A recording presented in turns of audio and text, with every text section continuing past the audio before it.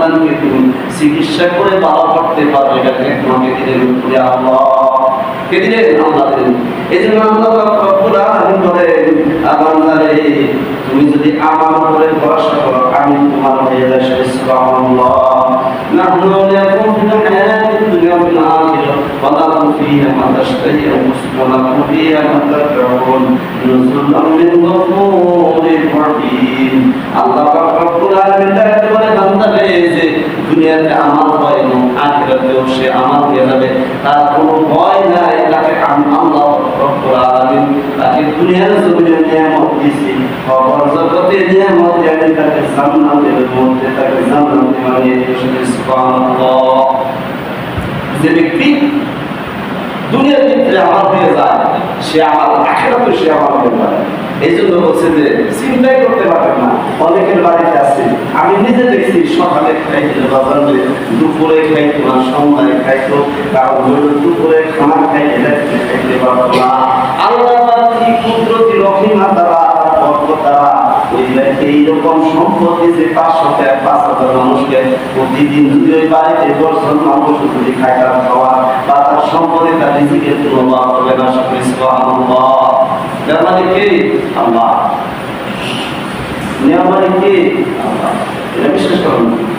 এই জন্য আল্লাহ রব্বুল আলামিন বলেন কোরআনুল কারীমের ভিতরে, আল্লাহ রব্বুল আলামিন বলেন, বান্দারে আল্লাহ রব্বুল আলামিন বলেন, বান্দারে তুমি ধারণা করতে পারো না তোমার আল্লাহ কিভাবে রিজিক দিয়ে থাকে। সুবহানাল্লাহ। এটা সব আর আল্লাহ বলছে, কি বলছে? আল্লাহ সুবহানাহু তাআলা আল্লাহ বলছেন যে আমার জন্য হয়ে যায়, আমি আল্লাহ তার জন্য যথেষ্ট হয়ে যায়। সুবহানাল্লাহ। আর আমি তাকে শুধু যথেষ্ট নয়, তাকে আমি সে কল্পনা করতে পারবো, বুঝতে পারবো না যে আমি সে যা কিছু অর্জন করতেছে আমার ইচ্ছাই করতেছে। সুবহানাল্লাহ। আমি একটা বিপদে পড়ছি, মনে করেন আমি মুসিবতে পড়ছি, আমি নামাজ পড়ি, আপনি নামাজ পড়ার পরে 2 রাকাত নামাজ পড়বেন, আল্লাহ তাআলা বিপদ আছে, মুসিবত আছে, আপনি যদি আল্লাহর কাছে চান, আল্লাহ বান্দাকে আমার বিপদে সে আমার কাছে চাইতেছে, যাও আমার বিপদটাকে আমি মুসিবতটাকে আমি আল্লাহ দূর করে দিলেন। সুবহানাল্লাহ। তবে দিনটা দেখতেছি বুঝতেই পারতেছে না যে আমার এই সমস্যা ছিল, সমস্যাটা কিভাবে যেন সমাধান হয়ে গেল, কে করলো, কিভাবে করলো, সে তার কুদরতি রহমত দ্বারা আল্লাহ নিজেই বলছে, বান্দা আমার জন্য হয়ে গেলে হাসবুল্লাহ দিয়েছিলে, হাসবুহু বান্দা আমার হয়ে গেলে আমি তোমার হয়ে যাই। সুবহানাল্লাহ। দিয়ে যায় তোমার হয়ে যায়। এই জন্য ভরসা কারো রাখতে হবে, সর্বক্ষেত্রে একমাত্র ভরসা থাকতে হবে আল্লাহ। এই জন্য শাফিঈ রহমাতুল্লাহ আলাইহি সাহেব আসার রহমাতুল্লাহ আলাইহি বললেন, আমার দিলের ভিতরে দুনিয়ার মহব্বত ঢুকায় নাই, সন্তানের মহব্বত ঢুকায় নাই, অর্থের মহব্বত ঢুকায় নাই। আল্লাহ তোমার দিলের ভিতরে, আমার দিলের ভিতরে তোমার মহব্বত ঢুকাইছি, ভরসা ঢুকাইছি। আমার মওত আমার হায়াত আল্লাহ তোমার জন্য, আমি যা কিছু পাইতেছি আল্লাহ তোমার তরফ থেকে পাইতেছি একনিষ্ঠভাবে আল্লাহ রব্বুল আলামিন। এই জন্য আমার জীবনের সর্বদা একমাত্র ভরসা করবো আল্লাহ সুবহানাহু ওয়া তাআলা। সুবহানাল্লাহ। কোরআন কারীম সূরা আহজাবের ভিতরে বলছে, ইন্নাল মুমিনিনা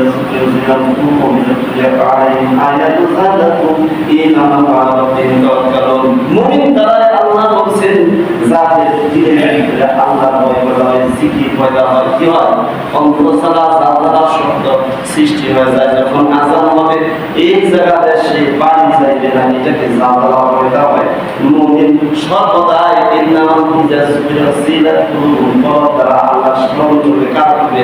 আল্লাহ স্মরণ করবে। যখন আযান হবে মুমিনের অন্তরের ভিতরে ধাক্কা লাগবে, ওই মুমিন শুনে স্থির থাকতে পারবে না, আযান শোনার পরে মসজিদে চলে আসবে।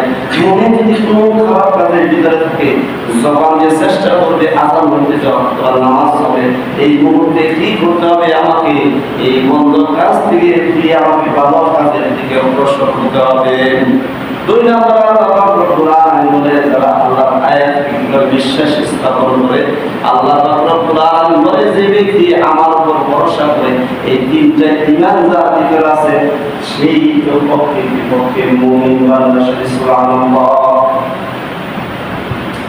অনেক আছে না কোরআনের আয়াতকে তুচ্ছ মনে করে, মনে করে যে আমার কাছে এই আমার কাছে যা আছে এটা এটা তো পাতা আমার ছেলে এটার ভিতরে যা আছে আমরা এটার সম্পর্কে অনেক আশা করতেছি যে এটা কোনো পৃথিবীর কোনো মানুষের উচিত না কারো উচিত একমাত্র আল্লাহ সুবহানাহু ওয়া তাআলা নবী মাত্রকে পৃথিবীতে দিয়েছেন। আর এইটার উপরে কেমন পর্যন্ত মানুষ গবেষণাদের কোনো কিনা করতে পারবে না। আর এর উপরে গবেষণাদের মানুষ পৃথিবীতে যত খ্রিস্টান বুদ্ধ নাস্তা আছে সকলে দিনের ভিতরে চলে আসবে সকলে সুবহানাল্লাহ। কি বলছেন আল্লাহ সুবহানাহু ওয়া তাআলা বলছেন আল্লাহ রাব্বুল আলামিন বলেন ওয়ায়ারযুকু মিন হাইসু লা ইয়াহতাসিবু ওয়া মান ইয়াতাওয়াক্কাল আলাল্লাহি ফাহুয়া হাসবুহু ইন্নাল্লাহা বালিগু আমরিহি ওয়া জাআলাল্লাহু লিকুল্লি শাইইন কাদরা।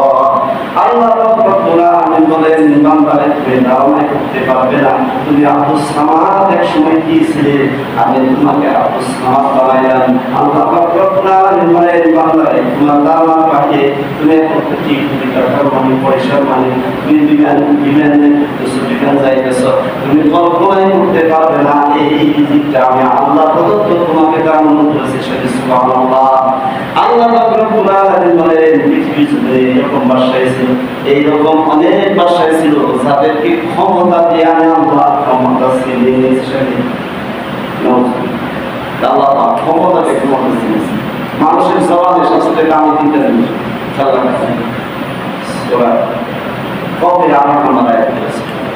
মানুষের জবানের সবচেয়ে তিনটা জিনিস দামি। একটা হলো জবানের ভিতরে সবচেয়ে এটা সবচেয়ে আল্লাহ দামি নিজের ক্ষমা।